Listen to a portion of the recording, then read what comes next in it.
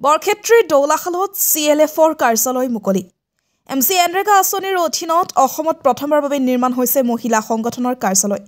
নলবাৰী জিলা আয়ুক্ত বৰ্ণালী ডেকাৰ ঐকান্তিক প্ৰচেষ্টাত বৰক্ষেত্ৰী দৌলাখালত নিৰ্মাণ কৰা CLFৰ কাৰ্যালয় ইতিহাসি মুকলি কৰা হয় MC এনৰেগা আঁচনিৰ অধীনত অসমত প্ৰথমবাৰৰ বাবে নিৰ্মাণ কৰি উলিওৱা CLFৰ কাৰ্যালয়টো মাংগলিক কাৰ্যসূচীৰে মুকলি কৰে জিলা আয়ুক্ত বৰ্ণালী ডেকাই